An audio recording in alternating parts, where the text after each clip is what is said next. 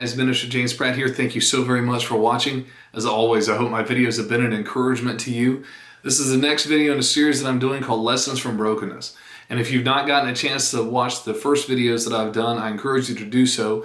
The very first one is my testimony and how I got hurt at work back in '06, and it put me on my back for about a year and a half. After 3 knee surgeries and being in a wheelchair for a good portion of that time, the Lord really taught me a tremendous amount. So that's what these videos are from, is just that series of brokenness that I went through and what the Lord taught me. And today's video is titled Dragging the Ark. And I know that may sound strange, but I truly believe it's going to bless you and encourage you. Today we're going to be in 2 Samuel chapter 6. 2 Samuel chapter 6. So a little history here. David has just won yet another mighty battle against the Philistines. And now he's trying to bring the Ark of the Lord back to Jerusalem. And like I said, we're going to be in 2 Samuel chapter 6, starting in verse 1. And it says, again, David gathered all the chosen men of Israel, 30,000. And David got up and went with all the people who were with him from Bali, Judah, to bring the ark of God up from there, whose name is called by the name of the Lord of hosts, who sits between the cherubims. So his name this time is literally means the one who sits between the angels on top of the ark. It's so incredible. And they set the ark of God on a new cart and brought it out of the house of Abinadab that was in Gibeah. And Uzzah and Ahio, the sons of Abinadab, drove the new cart. And they brought it out of the house of Abinadab, which is at Gibeah, accompanying the ark of God. And Ahio went before the ark. And David and the entire house of Israel played before the Lord all manners of instruments made of wood, and on harps, on lyres, and on tambourines, and sistrums, and cymbals. And so what an incredible scene this is. You have basically a parade of 30,000 men, and they're worshiping the Lord on different instruments, which makes perfect sense because David himself was a worshiper that played an instrument. So David is worshiping the Lord here, and he's drawing the ark back to Israel on a new cart, and everything looks great. And isn't it amazing how sometimes we are in a place where we think we're doing good, and we think we're actually honoring the Lord, and we think we're doing what He wants Him to do, and then something happens that just, oh my gosh, just puts us on our ear. And the very next scripture is what happens here with David. And in verse 6 it says, and when they came to Nachem's threshing floor, Uzzah put out his hand to the ark of God and took hold of it, for the ox shook it. And the anger of the Lord was kindled against Uzzah, and God struck him there for his error. And there he died by the ark of God. And verse 8 says, and David was displeased because the Lord had broken out upon Uzzah, and he called the name of the place Perez Uzzah to this day. Verse 9, and David was afraid of the Lord that day and said, how will the ark of the Lord come to me? And here's an important scripture in verse 10. So David would not remove the ark of the Lord for himself into the city of David, but David carried it aside to the house of Obed-Edom and Gitti. And so this really, on its face, doesn't seem to really make a whole lot of sense. David's trying to take the ark of God, bring it back to Jerusalem where it's supposed to be. He's worshiping the Lord, and he's making a huge display of it, and there's this giant parade, and they're moving the ark on a cart. And then the ark, one of the oxen shake, and the ark almost falls, and Uzzah goes to try to catch it to keep the ark from hitting the ground, and he's killed for it. And then David here is just broken, so he doesn't try to move it anymore. It said he takes it to Obed-Edom's house. But the important scripture here was in verse 10, so David would not remove the ark of the Lord for himself into the city. And that's the key scripture here. David was moving the ark of God to Jerusalem for himself, and not for the Lord. Our worship is so important. Our walk with the Lord is crucial, but we have to be doing it from a place of obedience and not a place where we are actually trying to manipulate God.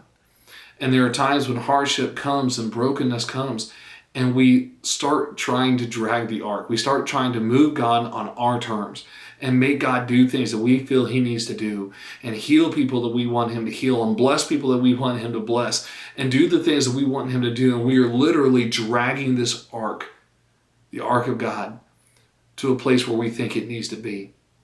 And here's the incredible thing about this, in this account, is that when we try to move God on our own strength, He is crushing. He is a weight that cannot be moved. He will not be moved by our own strength, because then we can boast in it. And David learns this the hard way. And we see in verse 10 again that David was trying to move the ark for himself and not for the Lord. And so the ark remains in Obed-Edom's house for a short time. And Obed-Edom is getting blessed tremendously. And so David goes back to get the ark. And this time he brings priests with him. And the priests used acacia wood to lift the ark, which is gold-plated. And so a gold-plated ark, the dimensions that's given in the Old Testament, in the Torah, it says when you look at all the different dimensions and realize that it's not gold painted, that it's actually gold plated, and of course you have the cherubim sitting on top of it that are solid gold. This ark weighed 3,500 pounds, 3,500 pounds. And that's why they were pulling it with an ark, or pulling it with ox on a new cart, because the thing weighed a ton.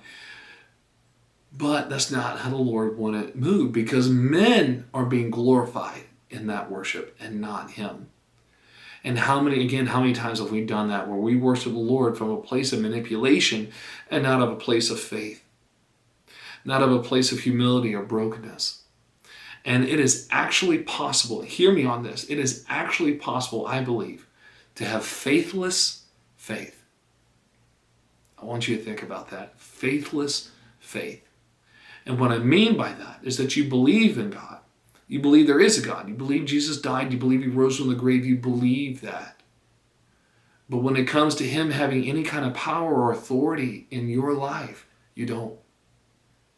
When it comes to believing that God truly and earnestly hears your prayers and has your best interest at heart and cares for you affectionately and watchfully, like 1 Peter chapter 5 says, we don't believe that.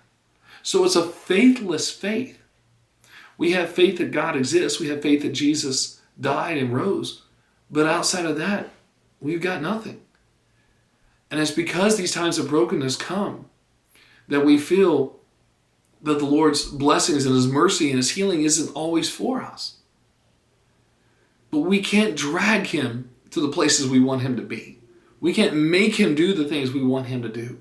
When I fell off that billboard and fell 30 feet and ended up in the hospital for 10 days and spent a year in a wheelchair and another 6 months on crutches, I promise you, there were multiple times in that season where I was trying to drag the ark of God into different aspects of my life. Something else that's important here is where everything went wrong.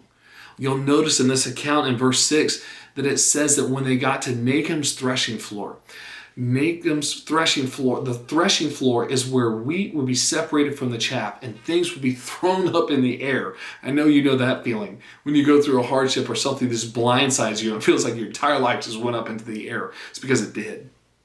It's a threshing floor. And everything that's good comes down and everything that's bad blows away. And it's no longer there. Stuff that you thought was good, that isn't, is blown away and consumed. Things that you knew were wicked, but you didn't know how to get out of your life, are blown away. These false beliefs, these inaccurate beliefs and the lies that you believed about yourself and about the Lord are blown away, and everything that is good and real falls to the floor. And isn't it amazing that it was Nahum's threshing floor where this parade took a tragic turn? Because everything that's good was on its way to the floor, and everything that's bad was getting blown away. But David finally comes back and he finally gets it right. And he does what the Bible told him to do in the Torah, to take the ark on acacia wood, which has three meanings in the Hebrew: stricken, pierced, carpenter. Stricken because it was used for a form of punishment. Pierced because it was a hard enough wood to pierce other wood. Carpenters use it, and that's why carpenter is another meaning for it, because it was a wood commonly used by carpenters. But think about that. You have the weight of God. You have the power of God. According to the verses earlier on, this is the presence of God himself sat between the angels that were on this ark. He was literally named that, the one who sits between the angels on the ark. So all this power and majesty and the weight of God is carried by a stricken, pierced carpenter, acacia wood.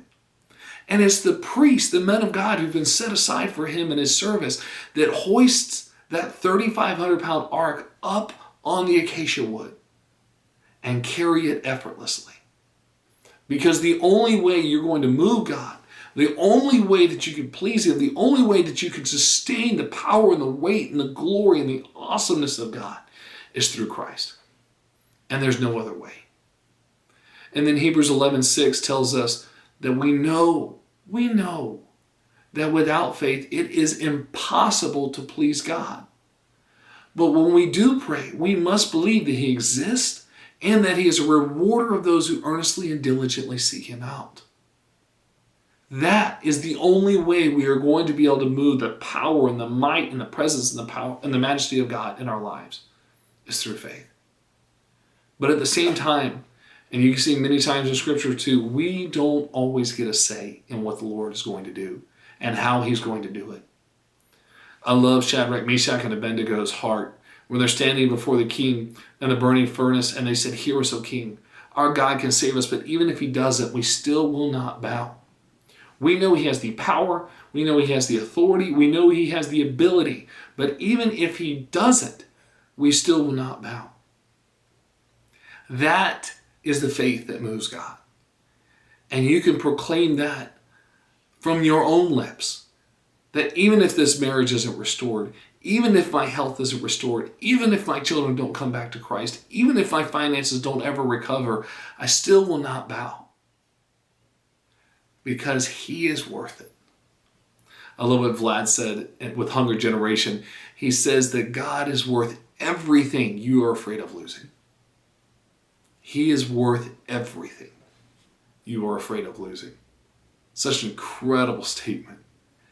But just like David, we cannot move this ark on our own.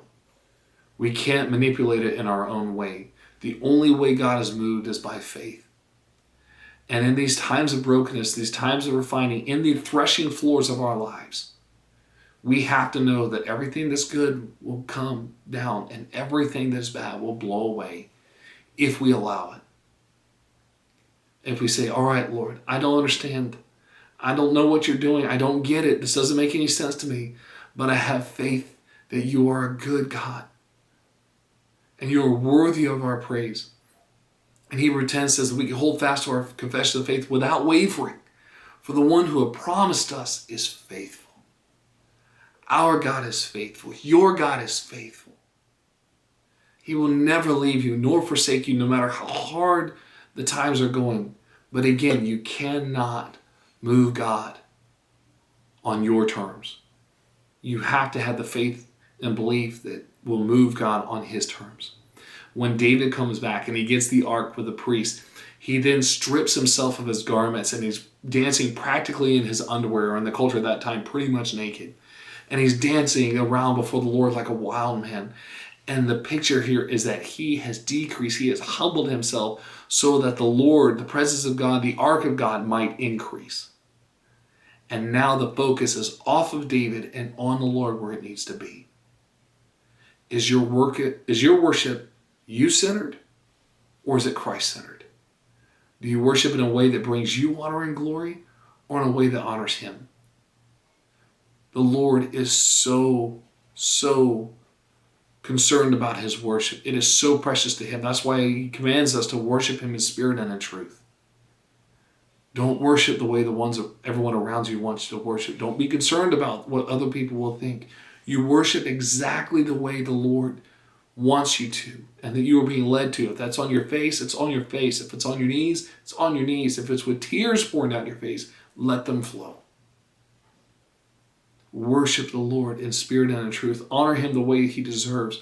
And the presence and the power and the authority of God will move easy in your life. And you won't feel like you're dragging the Lord. Because again, He won't move by any other way but through faith. I love you so very much. I hope this video has been an encouragement to you. If you haven't already, hit the subscribe button. Click on the bell so it says all notifications so you'll be notified every time I do a new video. And a wonderful way to support this ministry is to like the videos and to share them with friends and family that you feel would be encouraged by this. Please, please, that will help me so much. And leave a comment below if there's a part of this video that blessed you the most. Please let us know in the comments so others can be encouraged as well. I love you. I love you. Thank you again for watching. Baruch Hashem Adonai. Blessed be the name of the Lord. And remember, there is a reward for those who endure to the end. God bless you.